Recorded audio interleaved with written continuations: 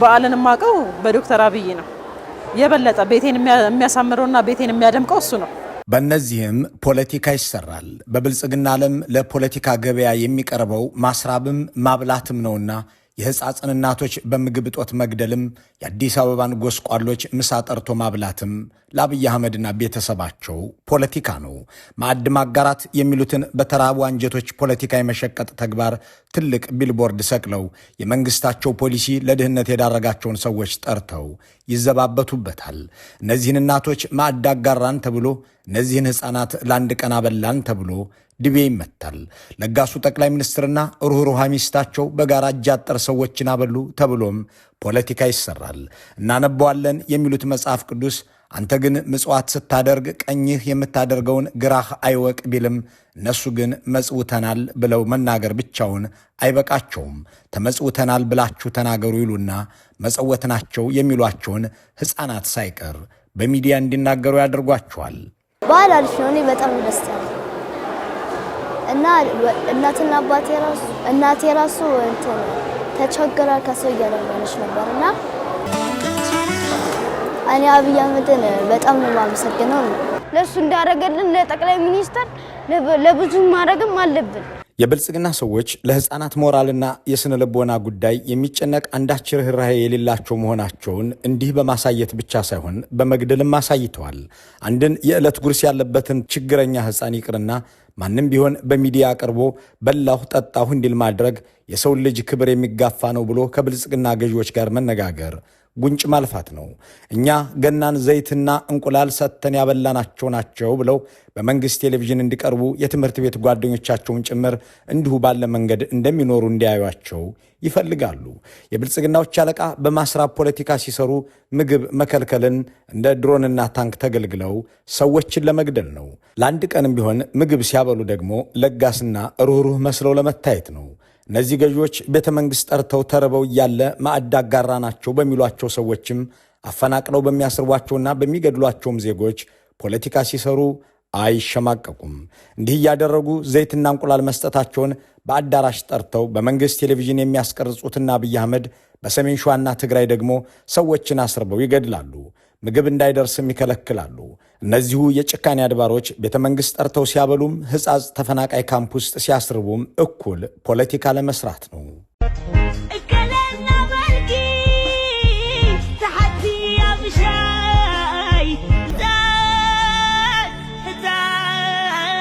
አብይ አህመድ እንዲህ አስርበው በሚገድሏቸው እናቶችና ሕፃናትም ፖለቲካ ሲሰሩ እነዚህ ምግብ እንዳይደርሳቸው ሲከለክሉ ሚዲያዎቻቸውም ስለነዚህ ስለተራቡ ሰዎች አንዲት ቃል ዘገባ እንዳይሰሩ ሲያግዱ እንደ ሽፈራው ተክለማርያም ያሉ ሰዎችን ልከውም የተራቡ ሰዎችን መደገፍ ወንጀል ነው ብለው ተናገር ሲያስብሉ፣ በሌላ በኩልም ቤተ መንግሥት ጠርተው ማዕድ አጋራሁ ሲሉ አብልቻቸዋለሁና ተናገሩ ብለው ሕፃናት በቴሌቪዥን እናቶችን በዩቲዩብ እንዲናገሩ ሲያደርጉ ሁሉም ጋር ከጭካኔ ውስጥ ተፈልቅቆ የሚወጣ ፖለቲካ ይዘው ነው።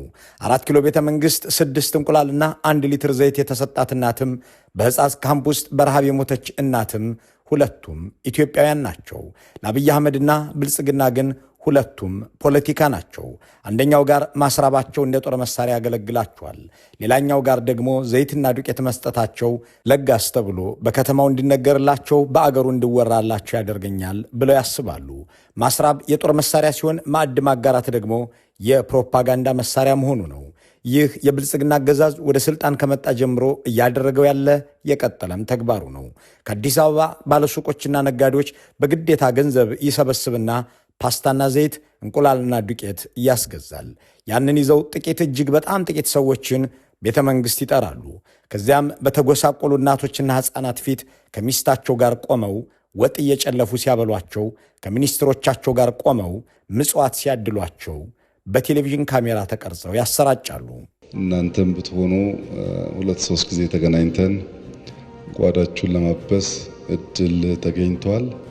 እናንተም ፊታችሁ ያስታውቃል። በራ ብሏል።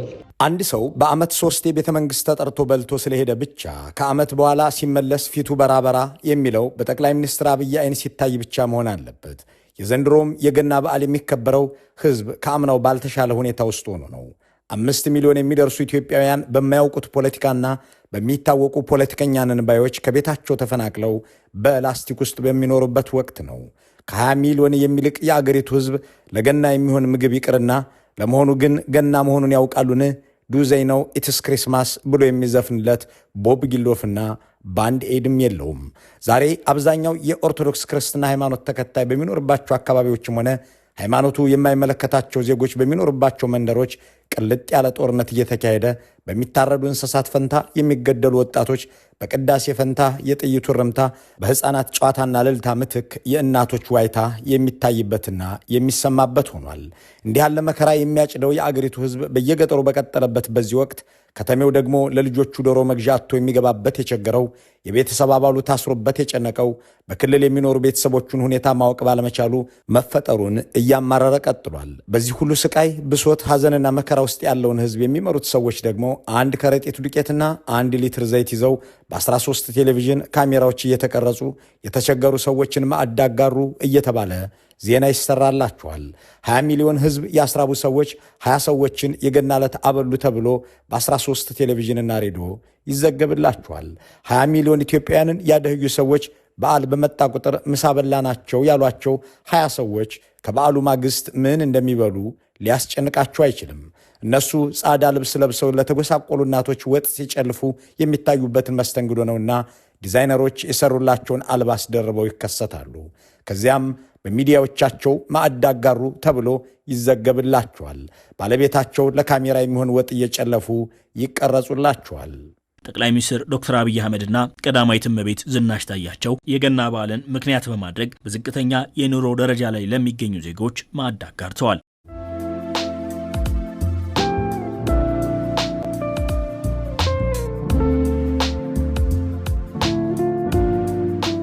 በዚህ መርሃ ግብር ላይ የተካፈሉ ዜጎች ሕጻጽ ውስጥ ውሃ እያለ ምግብ እያለ የሚሞተው አንጀት አዲስ አበባ ማዕድ ስላጋሩን ደስታችን ወደር የለውም የሚል አባት ለአብይ አህመድ ፖለቲካ ናቸው።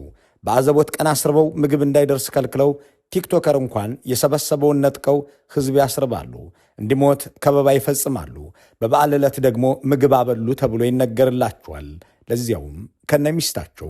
የብልጽግናው አገዛዝ ማህበረሰብን እንዲለማመደው ካደረገው ነውር መካከል አንዱ ይህ ነው። ልክ በገጠር እያስራቡ በቤተ መንግሥት እንደሚመግቡት ሁሉ አገዛዙ ያስለመደው ሌላ ነገር ደግሞ እንዲህ እንደገና ያሉ በዓላት የብልጽግና ፕሮፓጋንዳ ከኢየሱስ ክርስቶስ ተአምራትና ገድላት ጋር ተገናኝተው ሲሰራጩበት ማየት የተለመደ እንዲሆን ማድረጉ ነው። ጠቅላይ ሚኒስትሩን እንደ ኢየሱስ እያደረገ የሚጻፈውና ራሳቸው አብይ አህመድ በሚዲያ የሚያሰራጩት ይሄው የበዓል መግለጫቸው የሚያተኩረው በዓሉ በሚከበርበት ሰሞን እየተከናወነ ባለ የአገሪቱ ፖለቲካዊ ሁነት ላይ ነው። ለአብነት ከ2 ዓመታት በፊት ከሶማሌላንድ ወደብ አምጥቼላችኋለሁ እያሉ እግዚአብሔር ፈቅዶ ቀይ ባህር ገባን ያሉበት ነበርና የገና ዕለት ባወጡት መግለጫ ይህንኑ የሚመለከት የመከናወን ዘመን ሆነ፣ ይህንን የሚያደረገው የቤተልሔሙ ኢየሱስ ነው ይሉ ነበር። በዘንድሮ ዓመት ደግሞ አሰብ ወደብን ላመጣ ነው የሚል ፕሮፓጋንዳ እያስተጋቡ ነውና ዘንድሮ ኢየሱስ እሳቸው የጂኦግራፊ እስረኛ የሚሉትን ጉዳይ እንዲያበቃ የሚያደርጉበት መሳሪያ ሆኖ ይዘውት ቀርበዋል። የመልክዓ ምድር እስረኝነት አይን አፍጥጦ ጥርስ አቅጥጦ ሲመጣ የታዘበ ትውልድ ነው። የነቢያት ጽድቅና ትንቢት የቀጠለው የነቢያት አምላክ ክርስቶስ ትንቢታቸውን ፈጽሞ ስለተወለደ ነው።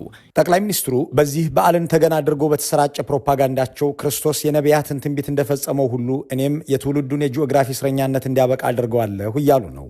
ለእሳቸው የጂኦግራፊ እስረኛነት ማለት ወደብ አልባነት መሆኑን ከዚህ በፊት ተናግረዋል። እናም ትናንት በሚዲያዎቻቸው ሲያስነብቡት ባመሹት መግለጫቸው የዘንድሮው የእሳቸው ኢየሱስ ተልእኮ አሰብን የኢትዮጵያ ማድረግ ነው።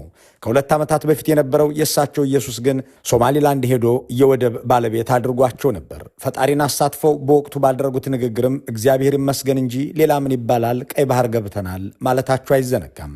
ያኔ ሳይታሰብና ሳይጠበቅ በብዙ ያስወገዛቸውን የሶማሊላንድ ጉዳይ አምጥተው ወደብ አገኘን ያሉበት ወቅት ነበርና በ2016 የገና ዕለት ባወጡት መግለጫ ኢየሱስ በነገሥታት እልፍኝ ሲጠበቅ በከብቶች በረት እንደተወለደው ሁሉ የኔም እንደዚያው ነው ብለው ነበር። የዓለምንና የሰው ልጅን ታሪክ የቀየረው ክርስቶስ በበረት ውስጥ ይወለዳል ብሎ የጠበቀ አልነበረም። በዚህም የተነሳ የዓለም ታሪክ በአስደናቂ ሁኔታ ሲቀየር፣ ዓለም ራሷ ግን ተኝታ ነበር። የዓለምንና የሀገርን ታሪክ የሚቀይሩ ነገሮች በተለመዱና በሚጠበቁ መንገዶች ላይመጡ ይችላሉ። ብዙዎች በሚያውቁትና በሚተነትኑት አካሄድም ላይከሰቱ ይችላሉ። እንዲህ ባለ ሁኔታ መረዳት የሚገኘው እኛ የማናውቀው ያልደረስንበትና የማንገምተው ሌላ መንገድ ሊኖር እንደሚችል ለመቀበል ከተዘጋጀን ብቻ ነው። ዓለምን ካዳነው ኢየሱስ ጋር ራስን አነጻጽሮ ማቅረብ ደጋግመው ያደረጉትና ያሉት ተግባር ቢሆንም ማንም ባልጠበቀኝ ቦታ የተገኘሁ እኔ የአገር ታሪክ እቀይራለሁ፣ ይህ አይሆንም ብላችሁ የምትተነትኑ ሁሉ ባልተጠበቀ ቦታ ተገኝቶ የዓለምን ሁኔታ እንደቀየረ አትዘንጉ ባይ ናቸው። ህገወጥነትን ማዕከል ባደረገ መርህ የለሽ በሆነና አደገኛ ውጤት ባስከተለ መንገድ የእሳቸው መንግስት ባህር ኃይል ለማስፈር ሶማሌላንድ መገኘቱን ነበር። የተጠበቅኩት ሌላ ቦታ ቢሆንም የተገኘሁት እዚህ ነው በማለት ከክርስቶስ ልደት ጋር የሚያነጻጽሩት ያኔው አብይ አህመድ ከኢየሱስ ጋር የሚያመሳስላቸው ባልተጠበቀ ቦታ መገኘታቸው ነበር። የዘንድሮ አብይ ደግሞ ከኢየሱስ ጋር የሚያመሳስላቸው የጂኦግራፊ እስረኛነትን የተረዱ ብስራት ነጋሪነታቸው ነው። ጠቅላይ ሚኒስትሩ በበዓላት ዕለት እንደ አብርሃም ለጋስ መስለው ለመታየት ጭልፋና ሳህን ይዘው ያነበሩት ፖሊሲ ካጎሳቆላቸው ሰዎች ፊት ይቆማሉ። እንደ ኢየሱስ ደግሞ ባለተአምር ሆነው ሲከሰቱ መግለጫ ያወጣሉ። ታቻምና አሰብ ስትጠብቁኝ ሶማሌላንድ የተገኘሁ የሚል ይዘት ያለው መግለጫ በገና ዕለት ያወጡት የብልጽግናዎች አለቃ ዘንድሮ ደግሞ ጭራሽ አሰብ ጠብቁኝ የሚል ይዘት ያለው የተስፋ ቃል ይዘው ይቀርባሉ። እንኳን ለኢየሱስ ክርስቶስ የልደት በዓል አደረሳችሁ። ዘንድሮ የኢየሱስ ክርስቶስን ልደት የምናከብረው የተነገረው የተስፋ ቃል መድረሱን፣ የለውጥ ብርሃን መፈንጠቅ መጀመሩን፣ የመሻገር ዘመን መቅረቡን እያመንን ነው። ተስፋችን የሚወለድበት የዋዜማው ዕለት ላይ ደርሰናል። የፍዳው ዘመን ላይመለስ ተሸኝቶ የማንሰራራት ዘመን እንደመጣ በልበ ሙሉነት መናገር እንችላለን። ራሳቸውን እንደ ኢየሱስም እንደ ሙሴም አድርገው ሲናገሩ በተደጋጋሚ የተሰሙት አብይ ባለፈው ዓመት ባልተጠበቀ ቦታ የሚገኝ የምትተነትኑም ሆነ በሌላ ቦታ የምትጠብቁኝ ሁሉ የኔ መገኛ የማይታወቃችሁ ናቸው ብለው ነበር።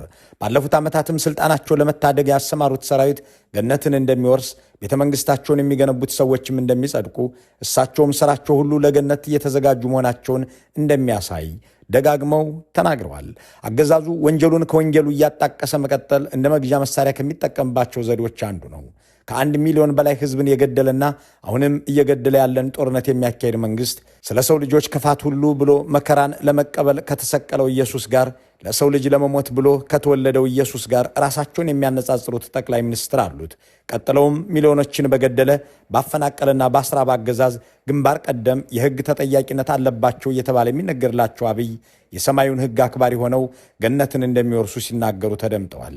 የአብይ ኢየሱስ በየዓመቱ የፕሮፓጋንዳ መስሪያ ሆኖ ሲቀጥል ገነትን የሚወርሱበትን አምላካቸውም አድርገው ያቀርቡታል።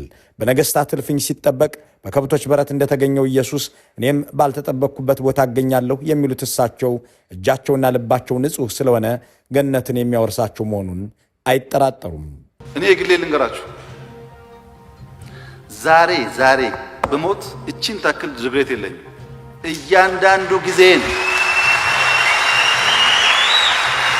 እያንዳንዱ ጊዜን በጣም ለሚጠቅም ነገር፣ በጣም ለሚፈይድ ነገር እጄንም ልቤንም ንጹህ አድርጌ እንደሰራው ስለማቅ በማምነው እምነት ደግሞ እንደዛ ከሰራ የሚጠብቅ ገነት ስለሆነ ጭንቀት የለም ማለት ነው። ሚሊዮኖችን በገደለ ባፈናቀለና በአስራብ አገዛዝ ግንባር ቀደም የህግ ተጠያቂነት አለባቸው እየተባለ የሚነገርላቸው ጠቅላይ ሚኒስትሩ የሰማዩን ህግ አክባሪ ሆነው ገነትን እንደሚወርሱ ሲናገሩ የሰማ ሰው እባክዎትን ክቡርነቶ ሰውን የሚያህል ግዙፍ ፍጡር ተኩሶም አስርቦም ለመግደል የሚተጋ ሰው ገነትን እንደሚወርስ የሚሰብክ ትምህርት ያለበትን የእምነት ተቋም ይንገሩን።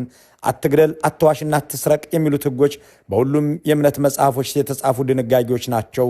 እናም የሚገድልና የሚዋሽ ከዚያም ሲያልፍ ለዚያው ከህዝብ የሚሰርቅን መንግስት የሚመራ ግለሰብ ገነት እንደሚገባ የሚያስረዳው እምነት ምን ይባላል ብሎ ቢጠይቅ ልክ ነው። ጠቅላይ ሚኒስትሩ ግን እሳቸው ብቻ ሳይሆኑ የሚዋጉላቸው ወታደሮችም ቤተ መንግስታቸውን የሚገነቡላቸው ወዛደሮችም ገነትን እንደሚወርሱ ደጋግመው ተናግረዋል። የሚመሩትን ሰራዊት የእርስ በርስ ጦርነት ላይ ያዘመቱትንና ከኢትዮጵያ አርሶ አደር ጋር የሚያፋልሙትን ጦር የምትሞተው ገነትን ለመውረስ ነው ሲሉ የተናገሩት በአደባባይ ነው። በፍቅር ምክንያት ብንሰዋ መዳረሻችን ጀነት ወይም ገነት ነው። የምትሰዋው ለፍቅር ነው የሚባለው በአገሩ ህዝብ ላይ የዘመተው ሰራዊት መሆኑን ልብ ብለን የወታደር ሃይማኖቱ አገሩ ነው ወይስ ምንድን ነው? ሰራዊቱ የሚገነባው በአገር ፍቅር ስሜት እንጂ በመጽሐፍ ቅዱስ አስተምሮ ወይም በቁርአን ትምህርት ነው እንዴ? የሚሉትን ጥያቄዎች አልፈን ስለ ወዛደሮቻቸው ሲናገሩና ድምጣቸው ጠቅላይ ሚኒስትር አብይ ገነትን ለእሳቸውና ለወታደሮቻቸው ብቻ መድበው አልበቃቸውም። 10 ቢሊዮን ዶላር መድበው የሚገነቡትን ቤተ መንግስትም የሚሰሩ ሰራተኞች እየሰሩ ያሉት የጽድቅ ስራ መሆኑን ሲነግሯቸው ተደምጠዋል። በመልካም ነገር ላይ ብንተባበር ምን ልናደርግ እንደምንችል አስቡት። መልካም ነገር ነው የሚያዋጣው። እዚህም ስንሄድም ለውስጥ እርካታችንን መልካምነት ጥሩ ነው። ስንሄድም ቢያንስ በፍርድ ፊት ማናፈር ስለምንሆን በንጹህ ልብ በትብብር የጀመርናቸውን ስራዎች በውጤት ጽድት አድርገን የምናጠናቀቅ እንድንሆን አደራ አላችሁ ፈልጋለሁ። ይህ ከሞት በኋላ ላለው ህይወት ጭምር ጠቃሚ ነው የተባለለት ቤተ መንግስት ከያዛቸው ግንባታዎች መካከል የ50 ሜትር ጥልቀት ያለው እስር ቤት አንዱ መሆኑን ከዚህ በፊት መዘገባችን ይታወሳል። እስር ቤቱ ወደ ታችና ወደ ጎን የ50 ሜትር ስፋትና ጥልቀት ያለው ሲሆን በጥቂት ሰዎች አማካኝነት በሚስጥር ሲገነባ ቆይቶ ስራው ተጠናቋል። ግንባታውን የሚከታተሉ ምንጮች ዋቢ አድርገን በሰራነው ዘገባ እንደገለጽ ነው ይህንን ግንባታ ያከናወኑ ሰዎች ግንባታው ካለቀ በኋላ ደብዛቸው ጠፍቷል። ገና ካሁኑ እንዲህ ያለ ወንጀል የሚሰራበትን ቤተ መንግስት የሚገነቡ ሰዎች ስራችሁ የገነት ነው እየተባሉ ነው። የሆነው ሆኖ በድሃ አንጀትም በህዝብ ጆሮም ፖለቲካ ሊሰሩ የሚፈልጉት አድራጎታቸውና ንግግራቸው ሁሉ በህዝብ የተጠላባቸውና የተናቀባቸው ጠቅላይ ሚኒስትር አብይ የዘንድሮውንም ገና ከዋዜማው ጀምረው እንዲህ እያደረጉት ታይተዋል። የተከበራችሁ የኢትዮ ፎረም ቤተሰቦች የሚቀጥለው ገና እነዚህ ገዢዎች በህዝብ ህይወትና ኑሮ ላይ እንዲህ የሚቀልዱበት ሁኔታ እንዲያበቃ የዘንድሮ የገና በዓል ደግሞ የምትመኙትንና የምትወዱትን ሁሉ የምታደርጉበት ይሆንላችሁ ዘንድ በመመኘት ዝግጅታችንን በዚሁ እንቋጫለን። መልካም በዓል።